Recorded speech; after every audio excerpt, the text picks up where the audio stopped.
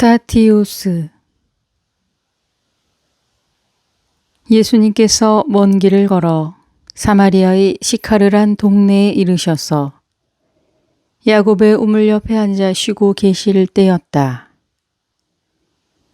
때마침 제자들이 물건을 사러 시내에 가고 없었기에 예수님께서는 물을 길러 온 사마리아 여인에게 마실 물을 달라고 청하였다. 그러나 사마리아 여인은 의아한 표정으로 물었다. 저는 사마리아인인데 유대인이 어떻게 저에게 물을 달라고 청하십니까? 그 여인이 이렇게 물은 것은 물을 떠주기 싫어서가 아니라 유대인들과 사마리아인들은 서로 상종하는 일이 없었기 때문이다. 그때 예수님께서는 그 여인에게 말씀하셨다. 하느님께서 주시는 선물이 무엇인지, 또 너에게 물을 청하는 내가 누구인지 알았더라면 오히려 내가 나에게 물을 청했을 것이다. 만약 그랬다면 난 너에게 샘솟는 생수를 주었을 것이다. 여인은 고개를 갸웃거리면서 물었다. 우물이 이렇게 깊고 또 당신에게는 두레박도 갖고 있지 않은데 무엇으로 그 샘솟는 물을 떠주시겠다는 말씀입니까?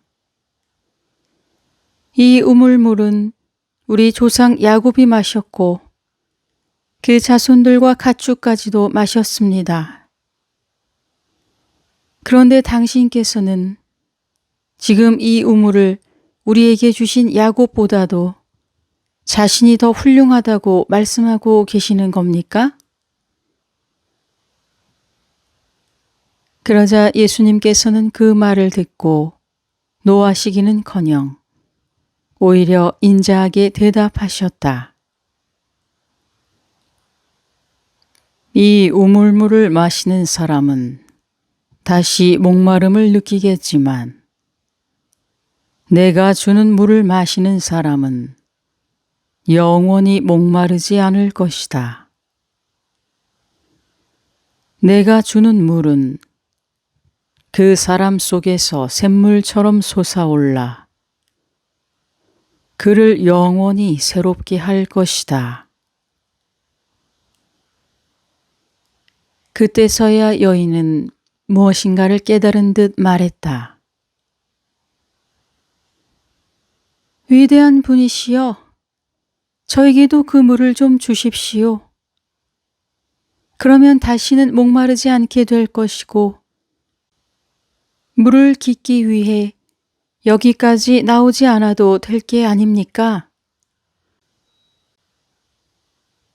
나는 그때 예수님께 애원하며 진리의 물을 청하던 그 사마리아 여인과 같은 심정이었다. 그렇듯 나는 호기심으로 인한 갈증 때문에 몹시 괴로웠던 것이다. 그때 부활하신 예수님께서 엠마오로 향하던 두 제자에게 나타나신 것처럼 영혼 하나가 우리의 뒤쪽에서 나타났다. 그렇지만 다른데 정신이 쏠려 있던 나는 미처 그 존재를 알아차리지 못했다. 그러자 영혼이 먼저 우리에게 말을 걸어왔다. 형제들이여, 당신들에게 평화가 넘쳐 흐르기를 기원합니다. 우리는 깜짝 놀라 동시에 뒤돌아섰다. 베르길리우스는 그를 보더니 중세 수도자들이 하는 것처럼 두 손을 모으고 공손하게 허리를 굽히며 다음과 같이 말했다. 주님께서 항상 당신과 함께 동행하실 것입니다. 바라건대 주님의 은총으로 평화로이 축복받은 무리 안에 당신이 들 수 있기를 간절히 빕니다. 베르길리우스는 인사를 마친 뒤 그에게 자신을 소개했다. 나는 고향인 천국으로 들어가지 못하고 끝없는 귀양살이를 할 수밖에 없는 영겁의 형벌을 받고 있는 몸입니다. 설마 그럴 리가. 그 영혼은 베르길리우스의 말에 몹시 놀라는 듯했다. 하느님께서 천국에 오르도록 허락지 않은 영혼이 어떻게 감히 천국의 길로 통하는 이곳 연호까지 올 수 있었단 말이오. 대체 그대들을 이곳까지 안내한 사람이 누구요? 베르길리우스는 나의 이마를 가리키며 그에게 대답해 주었다.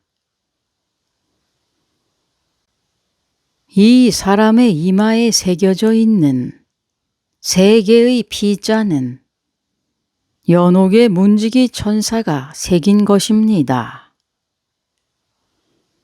이 사람은 복된 자들과 더불어 천국에 있는 영혼들과 마찬가지로 구원받게 될 몸입니다. 베르길리우스는 그에게 계속해서 나에 대한 이야기를 했다. 사람의 생명을 실로 감아 할당하는 클로트는 이 사람의 생명실을 라케시스에게 넘겨주었다오. 그러나 밤낮으로 물레질을 했음에도 불구하고 아직 길쌈을 다 끝내지 못해서 생명실을 끊어야 할 아트로포스는 제 할 일을 다 하지 못한 채 잠자코 지켜보고만 있는 상태라오. 그 영혼은 내가 아직 살아있는 사람이란 사실을 알고는 무척 놀라는 눈치였다. 그러다 베르길리우스는 그에게 신경 쓰지 않고 계속해서 이야기를 해 나갔다. 이 사람의 영혼은 당신이나 나처럼 창조주 아래서 한 형제이긴 하지만 아직 육체에서 벗어나지 못했소. 우리처럼 이성의 눈으로 밝게 보지 못할 뿐만 아니라 자기 혼자의 힘으로는 연옥의 산꼭대기까지 올라갈 수가 없소. 그래서 내가 이 사람의 안내자가 되어 지옥의 넓은 문인 림보에서부터 이곳까지 그를 인도하게 된 거요. 또한 내 능력의 한도 안에서 앞으로도 계속 이 사람을 안내할 작정이요. 잠자코 듣고 있던 영혼은 그때서야 의문이 풀렸는지 고개를 끄덕였다. 베르길리우스는 나를 대신해서 내가 궁금하게 생각하고 있던 부분을 그에게 물었다. 선택받은 영혼이여, 말해주시오. 조금 전 연옥의 산에서 일어났던 지진은 무엇이며 또 연옥의 산기슭에 있는 영혼들이 왜 한꺼번에 목청을 드높여 노래했는지를 나는 베르길리우스가 그 영혼에게 질문을 던졌을 때 하마터면 탄성을 내지를 뻔했다. 해답에 대한 희망이 살짝 내비쳤을 뿐인데도 나는 목마름이 가시는 것 같은 기쁨을 느낄 수 있었기 때문이다. 질문을 받은 영혼은 기다렸다는 듯 자상하게 대답해 주었다.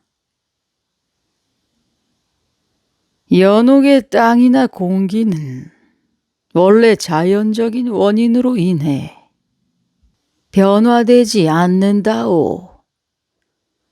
어떤 변화도 일체 허용되지 않기 때문에 눈이나 비, 우박, 이슬, 서리도 내리지 않소. 또한 짙거나 옅은 구름도 피어나지 않으며 번갯불도 번쩍이지 않고 현세에서 자주 자리를 바꾸는 무지개의 여신 이리스도 나타나지 않는다오.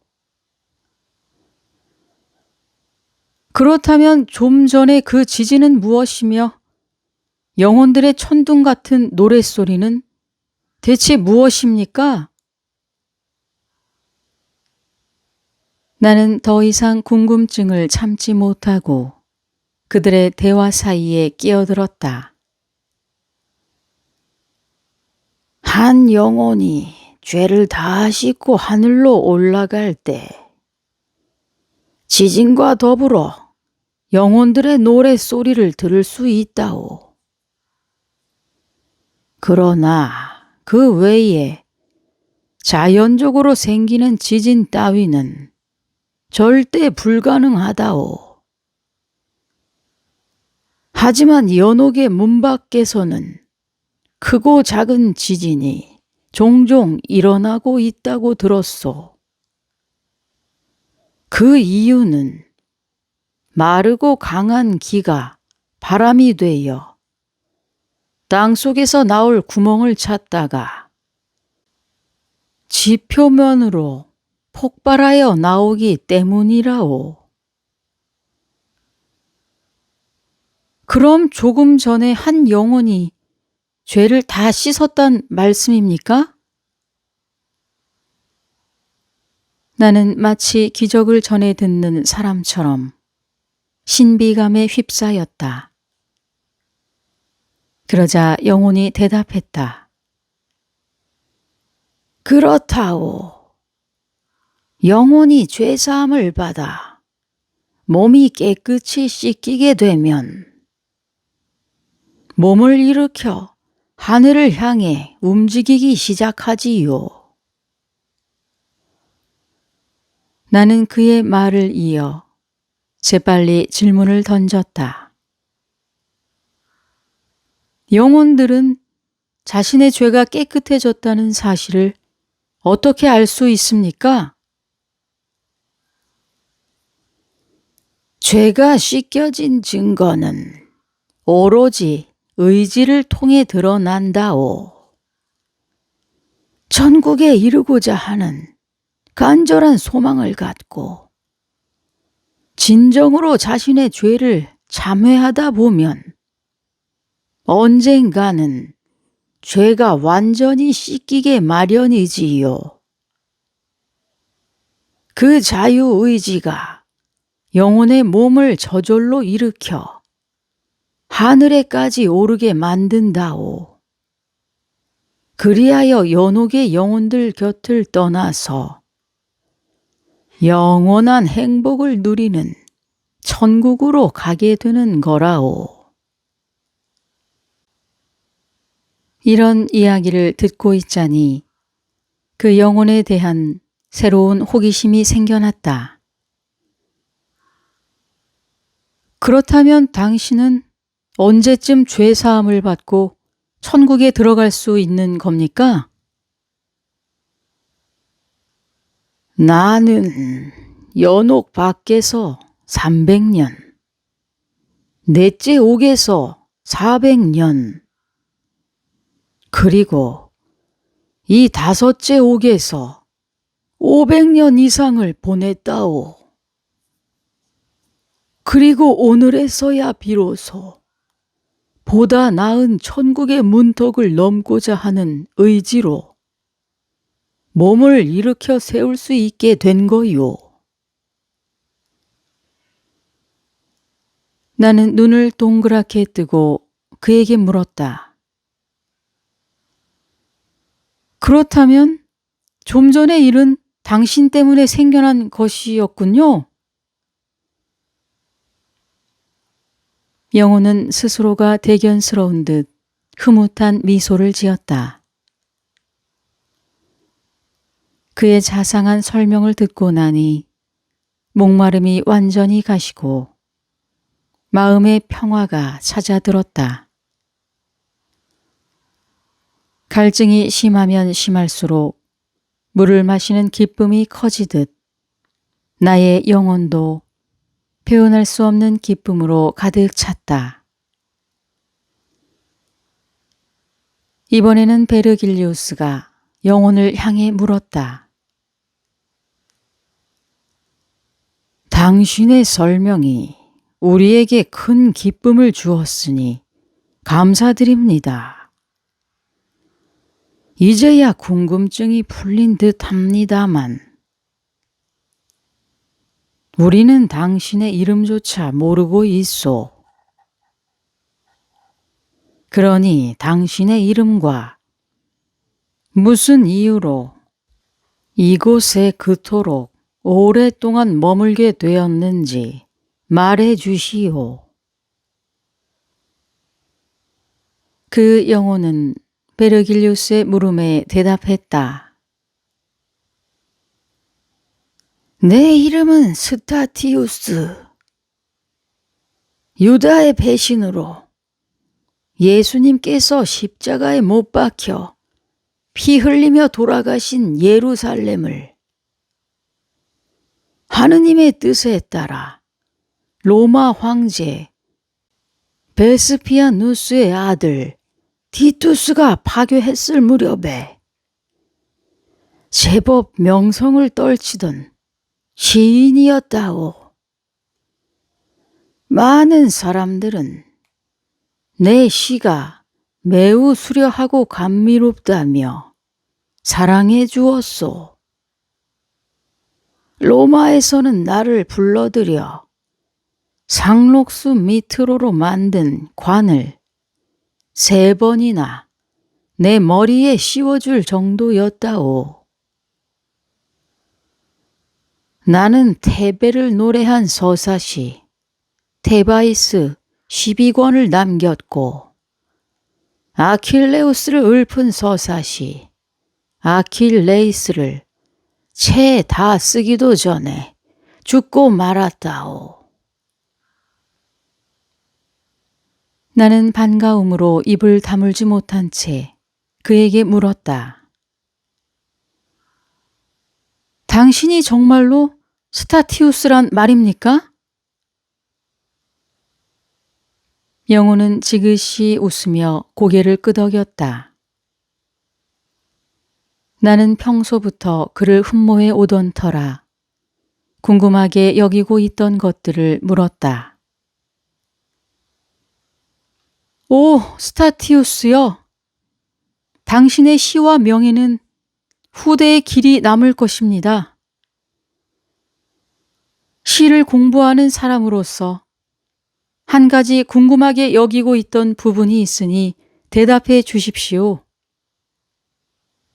많은 사람들을 감동의 도가니로 몰아넣은 당신의 시적 정열은 어디에서 비롯된 것입니까?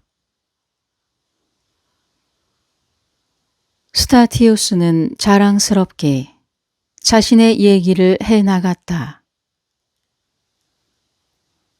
내 시적 정열의 근원은 수많은 사람들을 감동시킨 시인 베르길리우스의 아이네이아스에 있다오. 이 아이네이아스야말로 나의 시를 낳고 길러준 어머니와 같소. 만약 그것이 없었더라면 나의 시는 한 푼의 가치도 없었을 거요. 나는 베르길리우스의 시를 찬미하였으며 그가 살던 시대에 같이 살 수만 있었다면 이 연옥에서 한 1년쯤 더 머무르며 귀양살이를 한다고 해도 즐겁게 받아들였을 거요. 그가 말을 마치자 나는 베르길리우스를 올려다보았다. 그러자 베르길리우스는 한 손가락을 들어 내 입을 막았다. 분명 자신의 신분이 밝혀지지 않기를 바라는 눈치였다. 그러나 의지란 모든 상황에서 다 굳게 지켜지는 법은 아니다. 더군다나 웃음이나 눈물은 더더욱 의지와 별 상관이 없다. 나는 순간적으로 내 자신도 모르게 미소를 짓고 말았다. 스타티우스는 무엇인가 이상한 낌새를 눈치챘는지 내 눈을 들여다보며 말했다. 당신에게 주님의 은총이 내려지기를 바라겠소. 헌데 조금 전에 그 미소가 어떤 의미였는지 알고 싶소. 나는 이러지도 저러지도 못하는 상황에서 어찌할 바를 모르고 당황하였다. 한쪽에선 침묵을 요구하고 다른 한쪽에선 그 이유를 듣고 싶다고 하니 난 그만 한숨을 내쉬고 말았다. 그러자 스승 베르길리우스는 내 고민을 눈치챈 듯 미소를 지으며 자상하게 말했다. 저렇듯 알고자 하니 자네가 대답해 주도록 하기에. 나는 신바람이 난 어린아이처럼 스타티우스에게 말했다. 하느님의 은총으로 모든 죄를 씻고 곧 천국으로 올라갈 영혼이여. 당신은 나의 미소에 대해 궁금해하지만 내 말을 듣는다면 아마 더욱 놀라게 될 것입니다. 여기 계시는 이분은 다름 아닌 당신이 영웅으로 노래하고 하느님을 찬양할 수 있도록 영향을 준 시성 베르길리우스이십니다. 제가 다른 이유로 웃었다고 생각하셨다면 그건 오해일 뿐입니다. 저는 이분에 대한 당신의 말씀에 미소 지었던 것입니다. 나의 설명을 들은 스타티우스는 감격하여 무릎을 꿇더니 두 손으로 베르길리우스의 다리를 안으려고 했다. 그러나 베르길리우스는 끝내 만류하며 일으켜 세웠다. 자, 어서 일어나시오. 당신도 영혼이고 나 또한 같은 영혼의 몸이니 이럴 필요가 없소. 그는 천천히 일어서더니 베르길리우스를 향해 정중하게 머리를 숙였다. 존경하는 스승이시여, 나의 어버이 같은 분이시여, 당신에 대한 저의 깊은 존경과 사랑을 받아주십시오. 얼마나 반갑고 기뻤으면 우리가 형체가 없는 영혼인 것마저 잊어버리고 그만 현세에서의 습관처럼 행동했겠습니까?